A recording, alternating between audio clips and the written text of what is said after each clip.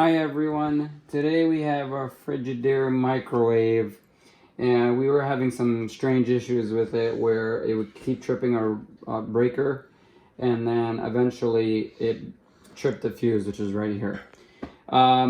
This is a new fuse that I just put in here. I haven't connected it yet, but I'm just gonna go through the process. There's many videos that are showing what's going on, but I just thought I'd show a video for this particular model, this particular Frigidaire. And this one is, it's a Frigidaire model number FFMV1645TD. Now, so I watched so many videos on what could possibly be wrong with this because I literally tested everything. I mean, I tested the switches and I tested the compressor and everything inside, or the condenser, I believe it's called. I tested everything that was inside. Again, it's not like I know microwaves or anything, just went through a bunch of videos. But everything using the meter and everything showed up to be working completely fine. But I was still experiencing the issue, and the strange thing is, when I would put any fuse in, it would work, like for a little while. We'd have no issues, it would work. Sometimes I'd go a whole day without any issues, and then randomly, without even anybody using it whatsoever, it would just blow the fuse, and blow the fuse, and blow the fuse. So I've gone through several fuses in trying to open it multiple times and try to figure this out multiple times. At the end of the day, after making sure that I'm testing everything that they pointed out, I just decided to replace the switches. Assuming that the switches were indeed the cause, as many videos stated they would be the cause, I will be posting this video. So if you see this video up, it did fix my problem, and my problem is gone. And all I did to fix this particular problem, with it just randomly just burning through the fuse and everything not functioned properly, is switch out the switches right here. And actually, when I took it out, the clip broke right here. So what I did is I took the switch and I just put one layer of tape on both sides, just from here to there, and put it in. This way it's snug, it's not moving. And I even put on this one even though it wasn't broken, because it was wobbly. And I don't know, I don't think that has anything to do with it, to be honest, but you know what, I'd rather be safe. So make sure that it's snug in there. They're all pretty snug now, so hopefully I won't have any issues. And yeah, so these are new switches. Again, I had tested the old ones. I tested them physically. People will tell you, oh, you know, go in here and you know, press them and you'll see. But the old switches seem to be working just fine, but clearly something was wrong. And it could really be that it wasn't snug in there as good as it's supposed to be. It's very possible that that's all that was going on. But you know what?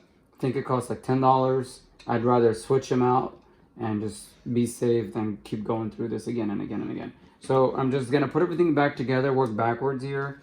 And in case this helps any of you, so you guys are not having to go to multiple videos to watch how to do this. So we're going to put this back now.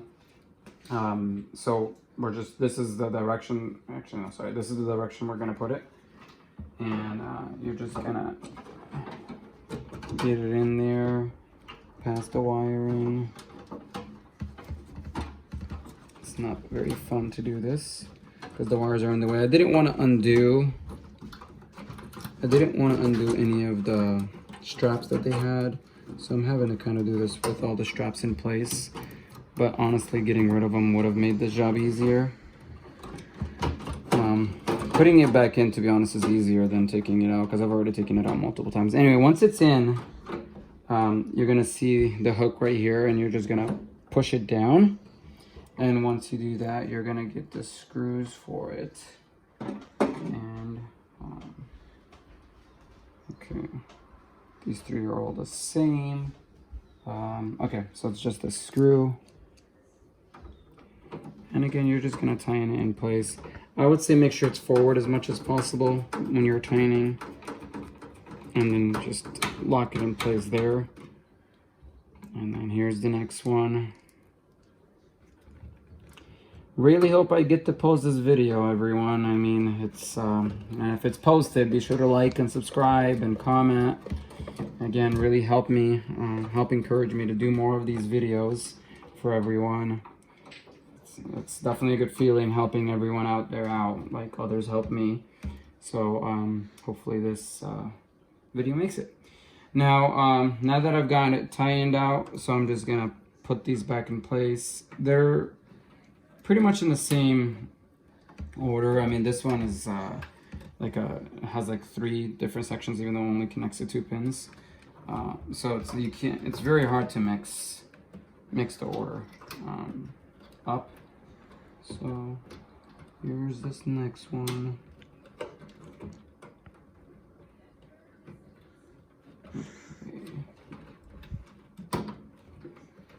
Okay, there's the second one, and now I'm gonna get the last one. Last one is kind of a little harder because I just have too much in the way here. Okay.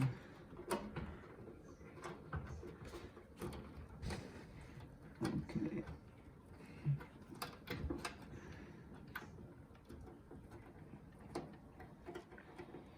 That last one's just really stubborn.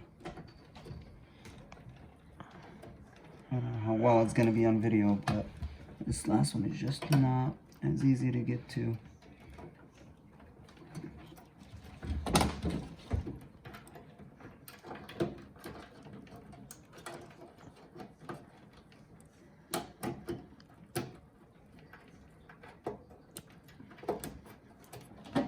Okay, hopefully I might have to do a little bit of editing and fast forward through this part, because it's just taking longer than it should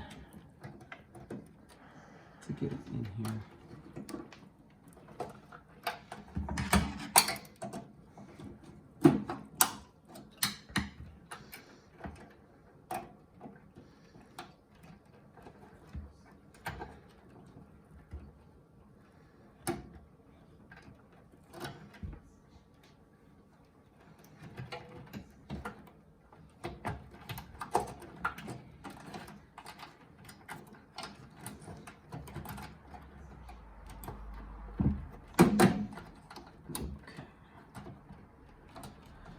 Okay, that's in. All right. Okay, and then we're just, before we completely close it, we're gonna just power it back on. Take all this stuff out of here. Okay.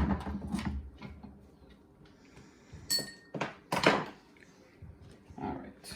Now we're just gonna power it back on. Now clearly, again, this video will be up, assuming that this issue is fixed. Okay.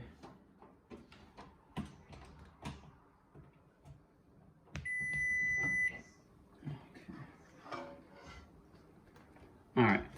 Now, it's beeped. It beeped. It's clearly back on. I'm just gonna put a little something warm in there just to test. I don't expect that there's gonna be any issues.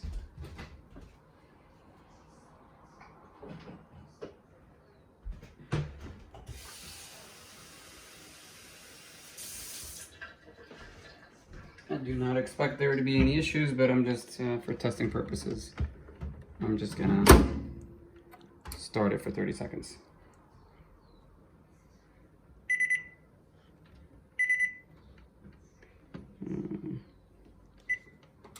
Okay.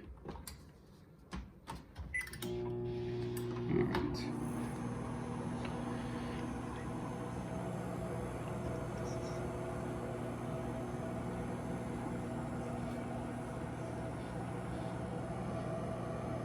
Okay, so again, it looks to be completely working. Everything's fine, but it did before. But again, if this video is out there, this issue is fixed. And the randomly popping fuse or breaker, even when it's on idle or standby, is solved by replacing the switches, even though they tested perfectly fine. Anyway, it was only 30 seconds and it's hot. So now I'm just gonna, again, working backwards here. We're just gonna put this back in. And again, just to show everyone where everything goes. Then we just slide it up first.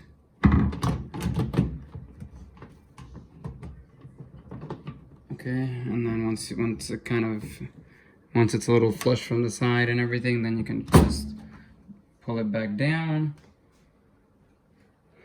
Be careful when you're taking this out, because mine broke here, even though I was pretty careful, but still managed to break in there. So just watch out for that. And then there's 2 more screws here.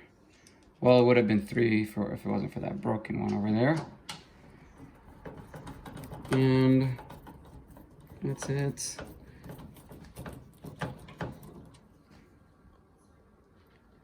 Obviously, be sure to set your clock.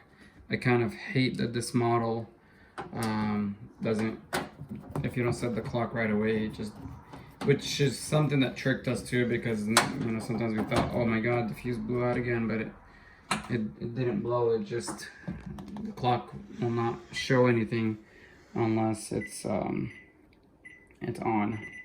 Oh, start. Okay, and that is it. We're gonna test opening and closing it. No issues here. Again, once again, everyone, thanks for watching. Be sure to like, subscribe, comment. Let me know that if this issue was solved for you, and hopefully this video helps. As always, take care.